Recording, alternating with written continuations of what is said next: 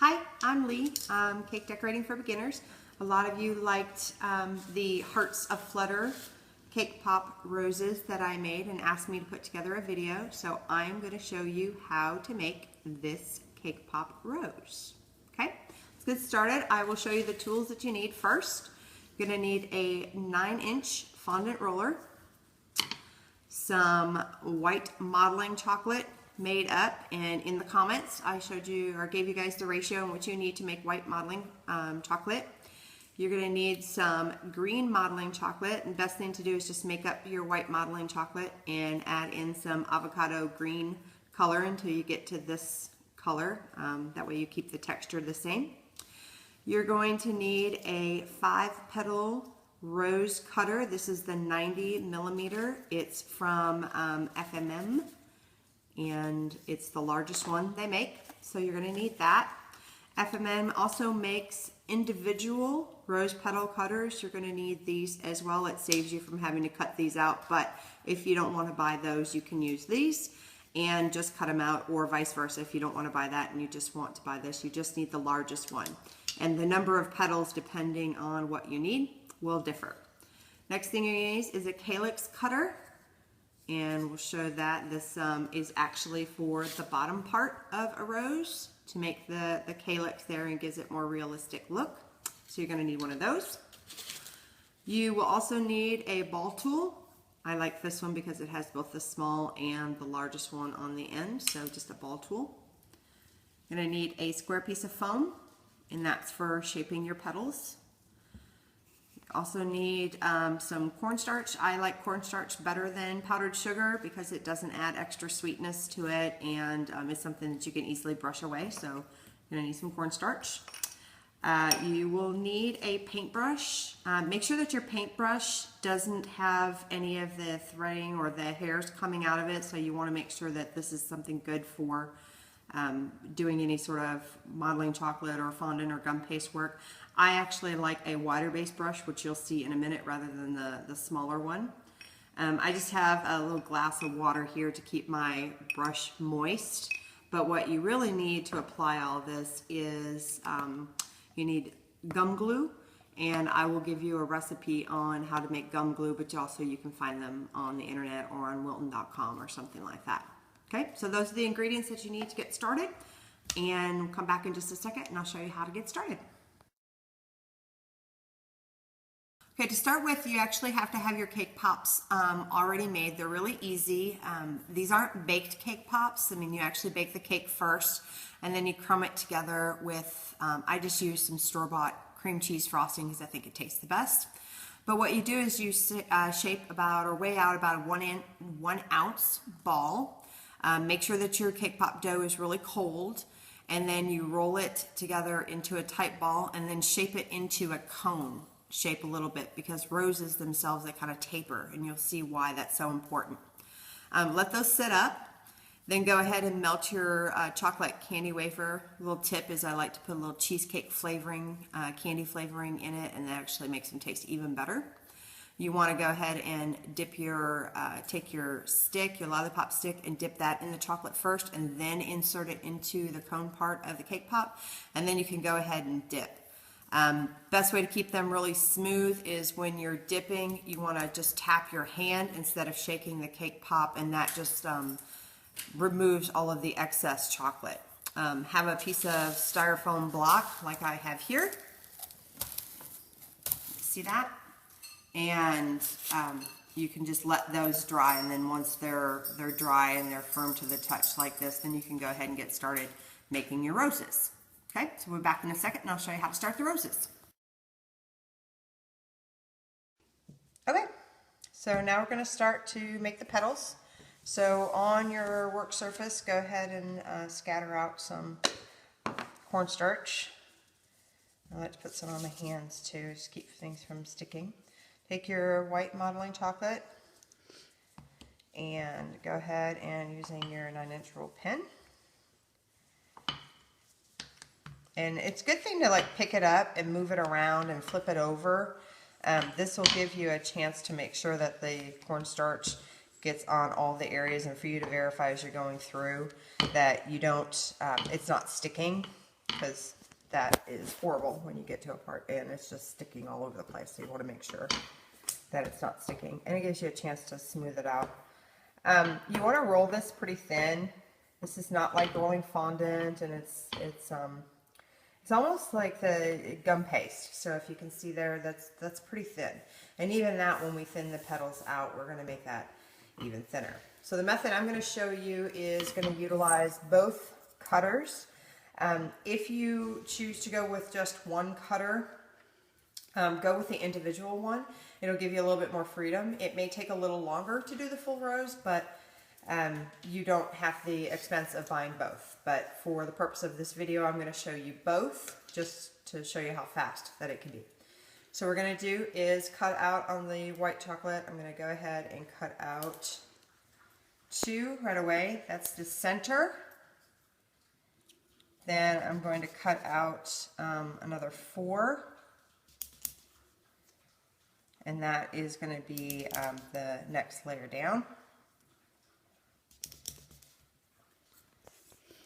And then I have 4 of those, 2 of those, and then I'm going to take the big cutter and just cut out one big one of these. And take that, put it off to the side, come back to it later. I like to actually start with the big one, probably because I can thin the edges out and curl these a lot faster than I can this one, so I don't want this one to sit for too long. So rather than put this on the foam pad and try to do the same thing with the petals, I find this is a lot easier if you just try to thin it out with your hands. And all I do, and don't worry if it rips a little bit like that, because it's modeling chocolate and it's perfect because it can attach itself.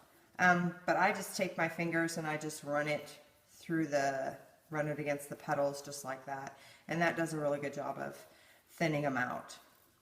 So just do that much faster. And you'll see that you don't have to worry too much about, oh, I lost the point, or this one looks a little frayed. And you don't have to worry about that, because when we get down to that part, we're going to end up shaping it. And let's be honest, roses themselves, they're all a little different and variant, so we want that look anyway. We're going to go ahead and take our foam, take our ball tool, and if you've never done this before, you want to go ahead and almost put your ball tool on, make sure the center of it is on the edge of the petal, and just in one fluid motion, right, go around like that. You'll get that nice curl, and then I like to curl in the center like that, so I just push it down. Do a couple more like that, all the way around. Sometimes if you want, you can come back again, put it right down in the center, and curl around again. That one got a little away from me. And they don't all have to be super curly. You'll see in a second how you really, with it being modeling chocolate, you can pretty much get it to behave any way you want it to. That's one of the beautiful things I love about modeling chocolate. But you just want to have a real thin, realistic looking petal. And last one. Okay, so now we're done with that part, and we'll be back in a couple of seconds, and I'll show you how to attach them to the cake pop. Okay, now we're going to go ahead and apply the petals. So you want to take your cake pop that's been covered in chocolate and your gum glue, and you want to go ahead and just apply a little bit of gum glue. Say a little bit, probably looks like a lot, but I'm going to just go ahead and just on the tip part of it, and then one long swoop like that. And the reason why you do that is because the very first petal that you apply, and you want the pointed end of the petal down towards the base here, but the very first petal you apply, you want to go ahead and stick it there and kind of press down, but don't press the sides down just yet, because you want to take your fingers and you want to go like that, so you get this little lip, this kind of curved look to the petal. Okay, so that's how you apply the first one. Then taking your brush again, you want to brush the edges, just the overlay part of what you just put on, take another petal, and on the opposite side of it, doing just like you did there, on the opposite side, take this petal, doing the exact same thing. Okay, and this time you want to make sure that, and you curve it around again, you get that top part of what you see when you see an open rose. So that's exactly how you make that open bloom part. It's just two pieces of petals that you have coming up. And at this point, if you want to put a little extra curl, you can just pull it back a little bit and just use the edge of your finger, just kind of curl it out to give it a little bit more dimension or life to it. But let's go ahead and apply. So where you see these two overlapping, that's where you're going to go in and do the 4 remaining petals. So I usually take this like this and pick up a petal. I always take the pointed end of the petal that we created and point that down to the stick or the base. You want to come up a little bit. So almost, if you can see this, you're not exactly at the bottom, okay, if you tip it upside down, but you're somewhat a little ways up from that. And the reason is because as a flower opens up and it blooms, each petal comes down a little bit lower and lower. So I'm actually not going to attach the sides yet, and I'll show you why. But you do one side, and just like the other one, roll it over on the other side, and take another petal. Same thing, apply it almost in the middle, just down the center there, and you can smooth it out. I'm going to curl these back out like little wings back out to you. And then you want to go back in for a little bit more gum glue and take another petal here. Go ahead and you want to put that almost in between, but what you want to do is you want to roll this back out again, because what you need is you need the petal, one edge of it, to be tucked underneath the other edge. So, and at that point you can just come in and put your gum glue right there and just attach that petal, and then you come back in here, tap that one down, apply a little gum glue, and roll that petal over. And then same thing on this end. Take your last of your individual petals and point it in down. Go ahead and roll that in. Tuck that underneath there. Apply a little gum glue. Go ahead and let that stick out. And it's okay if it kind of rolls back a little bit. That's, remember, the uniqueness of each flower, right? And that is, and then we just kind of come back in. Because it's modeling chocolate, you can come back in and apply a little pressure, and you can even use your finger to smooth out some of the areas, just like that. Tap things down, and that's the start of a pretty looking rose there. Now the last one is the one that we did before. I usually take the bottom of my stick and I just poke a hole in it because it makes it easier when I want to slide this down.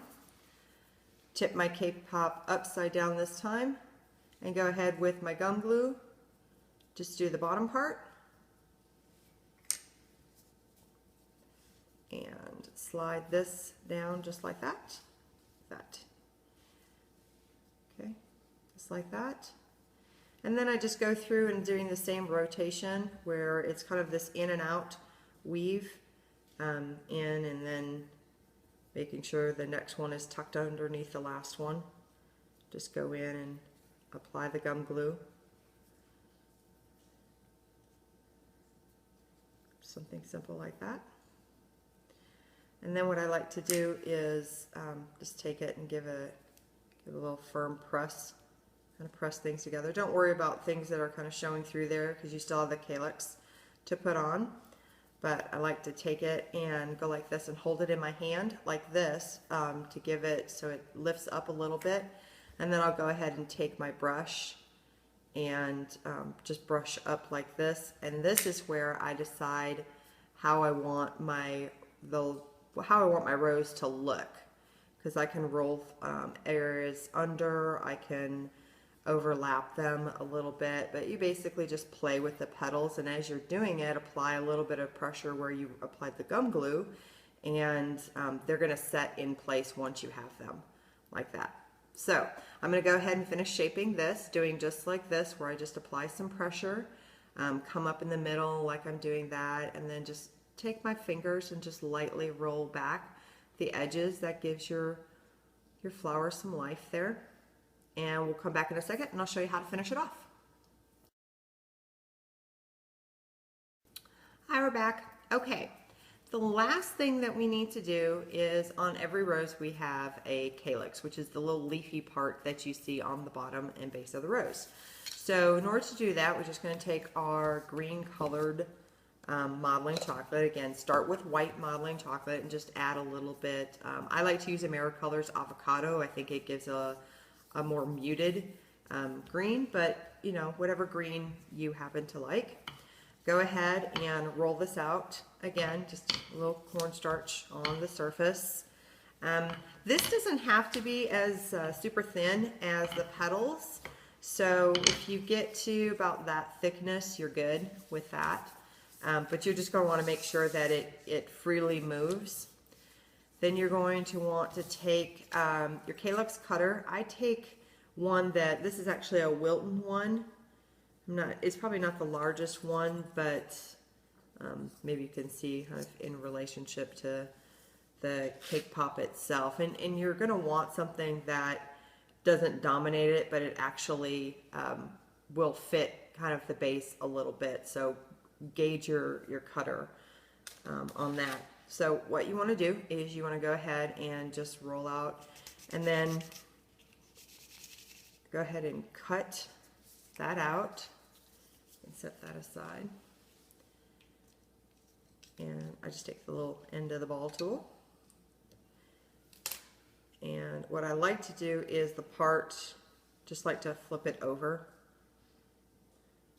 So it's not the back side, but I mean, use the back side. Do the same thing. Take my stick and use my stick to just puncture the hole. It sets it a lot easier in the middle, and then when you're trying to put it on there, you don't have to worry about, you know, ripping or tearing it.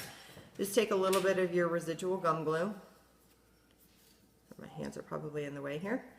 And then go ahead and take your calyx, and when you slide it on there, you want it to be the right side up. Go ahead and slide that down there. And if your modeling chocolate is pretty, you know, warm, you've kneaded it real good beforehand, what you'll be able to do is when you apply your calyx, you'll be able to just go like that and smooth it out, and actually kind of tip the edges a little bit, and you'll end up making it longer than it is, which is perfect because you actually want a rose calyx to come up over the edge of the rose a little bit. Because when you look at a rose, it's like you don't really see it if it's not elongated, and that the whole point of that is that it's supposed to come up and almost cup the end part of the rose. So then you want to just applying a little pressure, and it helps the calyx stick with the gum glue, but it also gives you the look where it comes up over the edge a little bit. And I like to tip them because just like the petals, you know, nothing's perfect, but adds a little character to it, right? And one last look at my petals, and that's it. That's how easy it is to make a full rose cake pop. So I hope you enjoy and make a bunch of these for Valentine's Day. Thanks all.